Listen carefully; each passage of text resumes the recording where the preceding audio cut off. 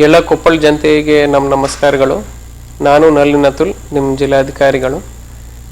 ಅಂತಾರಾಷ್ಟ್ರೀಯ ಜನಪ್ರಭುತ್ವ ದಿನಾಚರಣೆ ನಿಮಿತ್ತ ಸೆಪ್ಟೆಂಬರ್ 15ನೇ ತಾರೀಕು ಈ ಭಾನುವಾರ ರಾಜ್ಯದ ಬೀದರ್ ಜಿಲ್ಲೆಯಿಂದ ನಮ್ಮ ಚಾಮರಾಜನಗರ ಜಿಲ್ಲೆವರೆಗೆ ಸರಿಸುಮಾರು 2500 ಕಿಲೋಮೀಟರ್ಗಿಂತ ಹೆಚ್ಚಿಗೆ ಮಾನವ ಸರಪಳಿ ರಚನೆ ಮೂಲಕ ಅಂತಾರಾಷ್ಟ್ರೀಯ ಜನಪ್ರಭುತ್ವ ದಿನಾಚರಣೆ ಆಚರಿಸಲಾಗುತ್ತಿದೆ.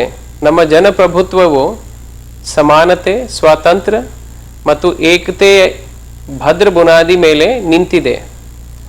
ಅಂತಾರಾಷ್ಟ್ರೀಯ ಜನಪ್ರಭುತ್ವ ದಿನಾಚರಣೆ ಎಲ್ಲ ನಾಗರಿಕರಿಗೆ, ವಿಶೇಷವಾಗಿ ನಮ್ಮ ಕರ್ನಾಟಕ ನಾಗರಿಕರಿಗೆ ಅರಿವು ಮೂಡಿಸುವುದಕ್ಕೆ ಕೊಪ್ಪಳ ಜಿಲ್ಲೆಯಲ್ಲಿ ಕೊಪ್ಪಳ ತಾಲೂಕಿನ ಬೆಲಗಟ್ಟಿ ಗ್ರಾಮದಿಂದ ಹಿರೇಸಿಂದೋಗಿ, ಚಿಕ್ಕಸಿಂದೋಗಿ, ಕೊಪ್ಪಳ ನಗರ್, ಗಿಣಿಗೆರ, ಹೊಸಹಳ್ಳಿ ಮಾರ್ಗವಾಗಿ ಕೊಪ್ಪಳ ಜಿಲ್ಲೆಯ ಮುನಿರಾಬಾದ್ ಡ್ಯಾಮ್ವರೆಗೆ ಒಟ್ಟು ಸರಿಸುಮಾರು 53 ಕಿಲೋಮೀಟರ್ ಮಾನವ ಸರಪಳಿ ರಚನೆ ಮಾಡಬೇಕಾಗುತ್ತದೆ. ಸೆಪ್ಟೆಂಬರ್ 15ರಂದು ನಡೆಯುವ ಐತಿಹಾಸಿಕ ಮಾನವ ಸರಪಳಿ ರಚನೆಯಲ್ಲಿ ನಾನು ಭಾಗವಹಿಸುತ್ತಾ ಇದ್ದೇನೆ.